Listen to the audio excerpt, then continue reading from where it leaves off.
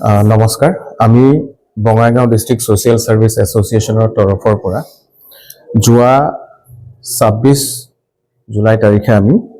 শিৱসাগৰৰ বানমুখৰ পাটৰ গাঁৱলৈ আমি গৈছিলোঁ আৰু বান সাহায্য দিবৰ বাবে আৰু বহুতো আমাৰ এক্সপেৰিয়েন্স হল গুটেখিনি লাহে লাহে আপোনালোকক জনাম আজিৰ এই প্ৰেছ বিবৃতিৰ জৰিয়তে মই প্ৰথমে আমাৰ বঙাইগাঁও ডিস্ট্ৰিক্ট সোশিয়াল সাৰ্ভিস এসোসিয়েশনৰ প্ৰতিজন সদস্যক মই কাটৰে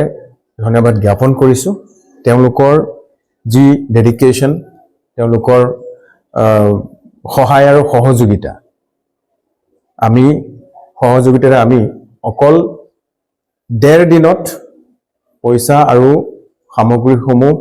মানুহৰ পৰা কালেক্ট কৰি বিভিন্ন প্ৰতিষ্ঠানৰ পৰা কালেক্ট কৰি আমি শিৱসাগৰলৈ গৈছিল আৰু আমাক সহায় আৰু সহযোগিতাৰ হাত আগবঢ়োৱাৰ বাবে বঙাইগাঁৱৰ প্ৰতিজন ব্যক্তিক এজন সানালৰ পৰা প্ৰতিটো ব্যৱসায়ী প্ৰতিষ্ঠানলৈ আমি ধন্যবাদ জ্ঞাপন কৰিছো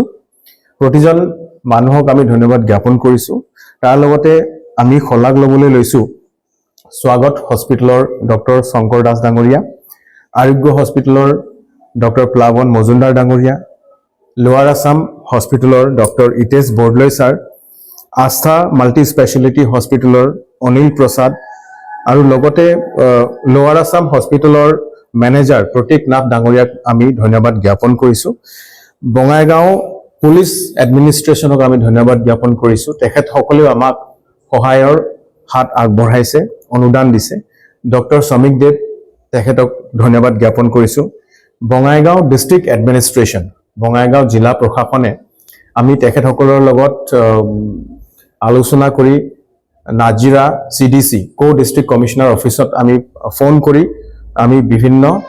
আমি আলোচনাৰ মাধ্যমেৰে আমি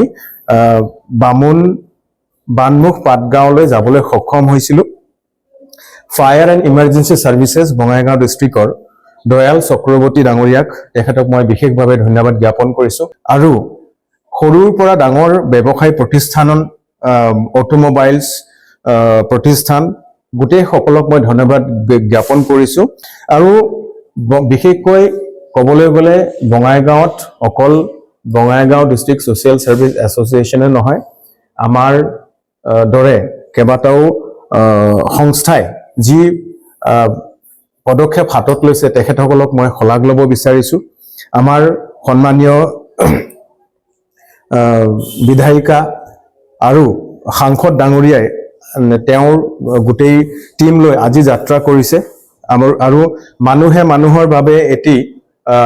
টিম অনুদান ইতিমধ্যে দিছে শিল্পী সমাজ বঙাইগাঁৱৰ শিল্পী সমাজে ইতিমধ্যে বান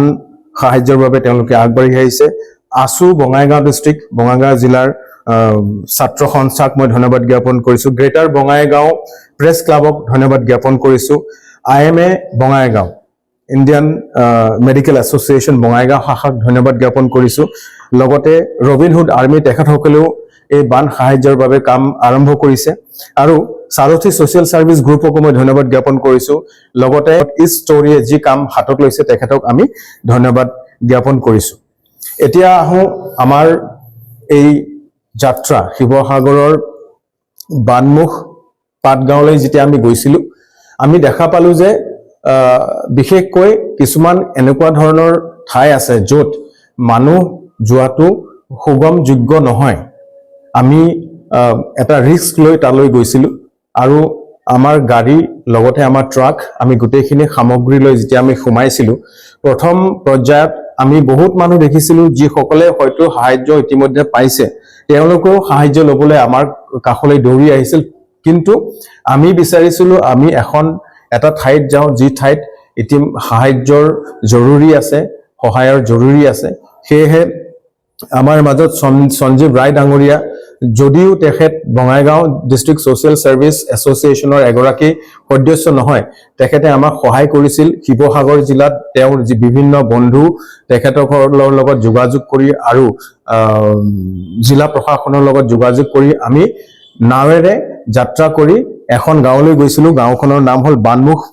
পাটৰ গাঁও আৰু সেই গাঁওখনত যাই আমাৰ যি এক্সপিৰিয়েঞ্চ হ'ল সেয়া আমি এই প্ৰেছ বিবৃতিৰ যোগেৰে আমি প্ৰকাশ কৰিব নোৱাৰো মানুহৰ যি যন্ত্ৰণা জিয়াটো ভুগি আছে গোটেই গাঁওখনে এতিয়াও পানীত আধা তল গৈ আছে তেওঁলোকৰ খোজ কৰিবলৈ প্ৰসাব কৰিবলৈ জাগা নাই গা ধুবলৈ জাগা নাই খাবলৈ খোৱা পানীৰ অভাৱ খোৱা বস্তুৰ অভাৱ কাৰেণ্টৰ অভাৱ গোটেইখিনি আমি জানি বুজি আমি বঙাইগাঁও ডিস্ট্ৰিক্ট সোশ্যাল সাৰ্ভিস এসোসিয়েশনে আৰু এটা প্ৰতিজ্ঞা লৈছো যে অকল এবাৰ গৈ আহিয়েই নহয় আমি তেওঁলোকৰ সহায়ৰ যোনটো পৰিক্ৰমা সেই পৰিক্ৰমাটো আমি হয়তো অনাগত দিনলৈ আমি বজাই ৰাখিম আৰু সকলো বঙাইগাঁওবাসী ৰাইজ তথা আৰু চিৰাংবাসী ৰাইজ ওচৰ চুবুৰীয়া যিকোনো ৰাইজ যিসকল মানুহ আছে মই সকলোকে অনুগ্ৰহ কৰিছো আপোনালোকে সাহায্য দিয়াটো আপোনালোকৰ যোগ্যতা অনুসাৰে বন্ধ নকৰিব যেতিয়ালৈকে পাৰে তেতিয়ালৈকে আপোনালোকে সাহায্যটো দি যাব কাৰণ যি হৈছে সেই অৱস্থা ঘূৰি আহিবলৈ হয়তো কেবা বছৰ যুগ লাগি যাব তেওঁলোকে নিজৰ অৱস্থা ঘূৰাই নাপায় হেহে আমি বঙাইগাঁও ডিস্ট্ৰিক্ট সোশ্যাল সাৰ্ভিস এসোসিয়েশনে অনাগত দিনত আহি থকা দিনকেইটাতো আমি এই প্ৰচেষ্টা হাতত লৈ যাম আৰু যি প্ৰকাৰে যি জৰুৰী আমি সেই সহায় কৰিবলৈ আমি প্ৰয়াস কৰিম আকৌ এবাৰ সকলো বঙাইগাঁওবাসী ৰাইজ সকলোকে আমি ধন্যবাদ জ্ঞাপন কৰিছো আপোনালোকৰ সহায় আৰু সহযোগিতা অবিহনে আমি কেতিয়াও এই পদক্ষেপ লৈ আগবাঢ়িব নোৱাৰিলোহেঁতেন আপোনালোক আমাৰ সাহস হৈ থিয় হোৱাৰ বাবে আমি কৃতজ্ঞতা জ্ঞাপন কৰিছো আৰু এই সেগতে আমাৰ মিডিয়াৰ বন্ধুসকল বিশেষকৈ বঙাইগাঁও বাৰ্তা বঙাইগাঁও টাইমছ আৰু যিসকল আমাৰ লগত জড়িত হৈ আছে তেখেতসকলক ধন্যবাদ জ্ঞাপন কৰিছো আপোনালোকৰ মিডিয়াৰ অবিহনে হয়তো মানুহে এই গোটেই খবৰ বাতৰিসমূহ নাপালেহেঁতেন আৰু এই মিডিয়াৰ মই সকলোকে ৰিকুৱেষ্ট কৰিম কিছুমানে ক'ব যে এইটো তুমি দেখাবলৈ কৰি আছো নহয় It inspires us. আমি অনুপ্ৰেৰণা পাইছো আপোনালোকৰ বিভিন্ন মিডিয়াৰ মাধ্যমেৰে বিভিন্ন বাতৰি পাই আমাক আমাৰ মনটোক আমি অনুপ্ৰেৰণা দিছো যে আমি আৰু কৰিব লাগে হেহে মিডিয়া সকলো প্ৰিন্ট মিডিয়া আৰু ইলেক্ট্ৰনিক মিডিয়াৰ সকলো চেনেলক মই ধন্যবাদ জ্ঞাপন কৰিছো আৰু আজিৰ এই প্ৰেছ বিবৃতি আমি ইমানতে সামৰণি মাৰিছো ধন্যবাদ